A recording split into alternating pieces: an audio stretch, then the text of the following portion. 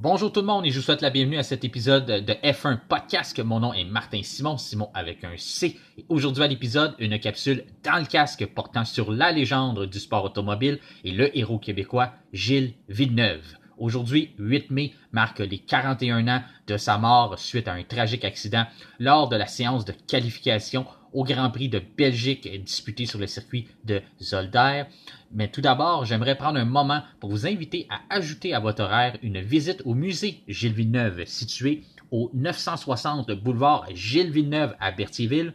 Le musée qui parcourt l'histoire des Villeneuve, mais parcourt aussi l'histoire du sport automobile au Québec, avec plusieurs artefacts qui ont notamment appartenu à Patrick Carpentier, Alexandre Tagliani, les frères Dumoulin, ainsi que Andrew Ranger. Le musée est ouvert du lundi au vendredi de 9h à midi, puis de 13h à 16h, ainsi que tous les week-ends de 9h à 17h.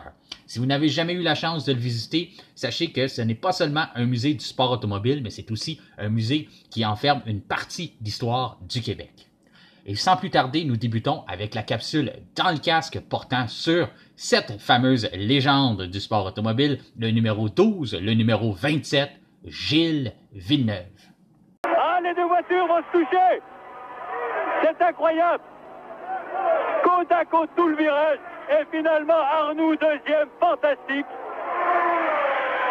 Extraordinaire, on dirait vraiment qu'Arnoux a 10 ans de métier pour faire ce qu'il a fait, c'est prodigieux! Regardez le ralenti. Et Villeneuve qui a défendu âprement sa deuxième place, les deux roues sont quasiment emboîtées. Villeneuve qui attaque de nouveau Arnoux. Mais c'est incroyable. Et Villeneuve de nouveau deuxième, vous avez vu ce freinage. Incroyable. Villeneuve de nouveau deuxième.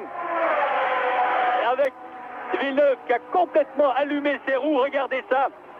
Il le prend, allume ses 4 roues et passe au freinage de René Arnoux qui s'est laissé surprendre. Alors de nouveau Villeneuve deuxième.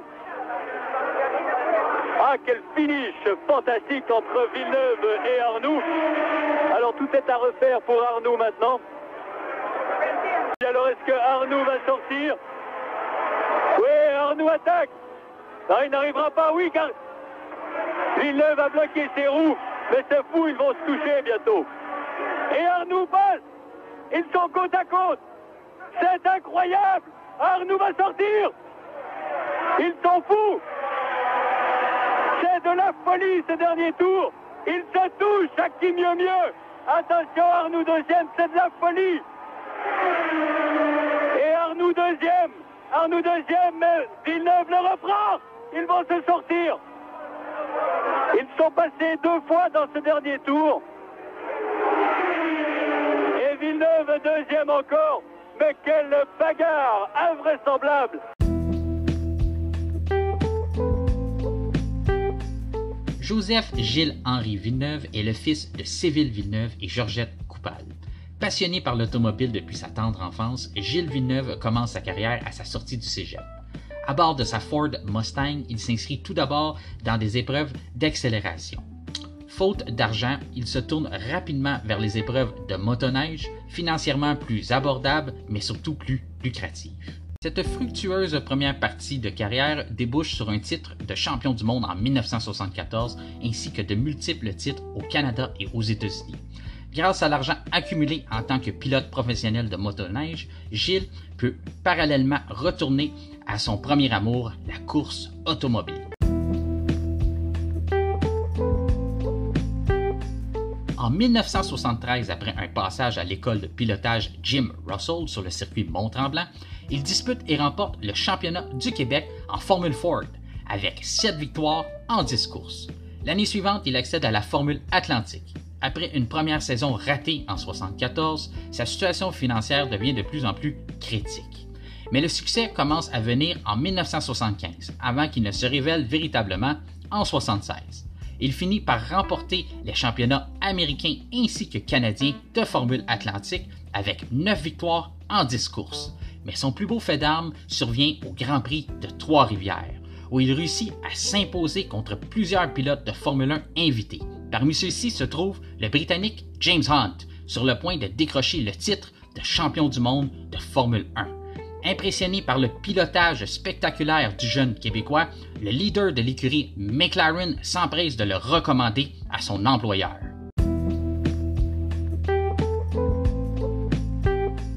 En 1977, Villeneuve pilote toujours en Formule Atlantique lorsque McLaren lui offre l'opportunité de débuter sa carrière en Formule 1 à l'occasion du Grand Prix de Grande-Bretagne disputé sur le mythique circuit de Silverstone.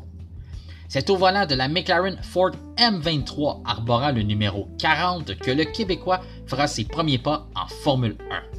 Après des débuts avec plusieurs ennuis moteurs, il réussit tout de même à signer des temps significatifs pour attirer l'attention de Enzo Ferrari. Les temps s'avèrent suffisamment concluants pour que la Scuderia lui propose de terminer les 2 dernières courses de la saison. Après un départ brusque de Niki Lauda, il devient donc le pilote numéro 2 de l'écurie italienne la saison suivante. Dans un premier temps, il éprouve toutes les difficultés du monde à confirmer les espoirs qu'on avait placés en lui. La presse italienne va même jusqu'à suggérer qu'on le remplace. C'est alors que peu à peu, Gilles Villeneuve trouve ses repères et réussit à s'imposer chez lui au Canada. Tout est prêt à accueillir Gilles Villeneuve, surveillons bien. Ça mène maintenant vers les derniers virages. Gilles Villeneuve, voilà, le vainqueur, Gilles Villeneuve de Berthier.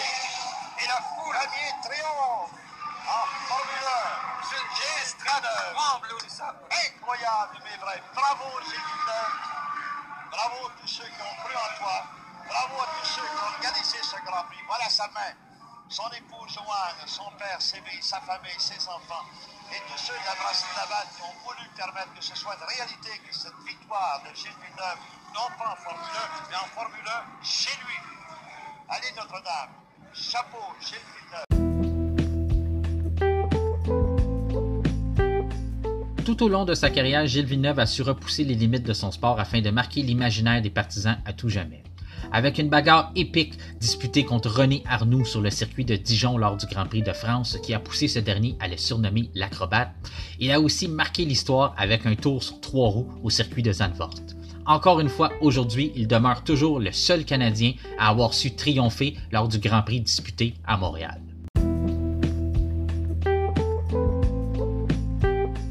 Jusqu'à son accident qui a provoqué sa mort le 8 mai 1982 sur le circuit de Zolder lors du Grand Prix de Belgique, celui que l'on surnommait affectueusement le Petit Prince a remporté 6 Grands Prix et monté 13 fois sur le podium. Aujourd'hui, sa légende vit toujours à travers un musée à Berthier, un circuit qui porte son nom à Montréal, un virage sur le circuit de Imola en Italie, ainsi qu'une statue et une rue qui porte aussi son nom devant l'usine Ferrari.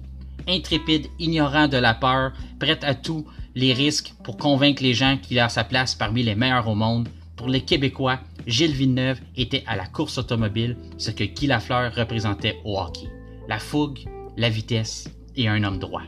Salut, Gilles.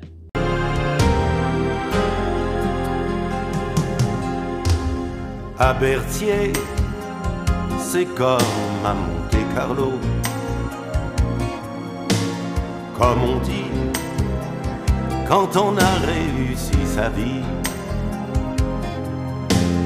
Au soleil, autour de 4h30, un dimanche après-midi, vivre le rêve de sa vie. Ébloui, risquer la peau de son corps, battre son propre record pour enfin se surpasser. C'est qu'on ne voit pas souvent passer dans le ciel des célébrités un gentilhomme et un champion. Un gentilhomme et un champion. Un gentilhomme et un champion.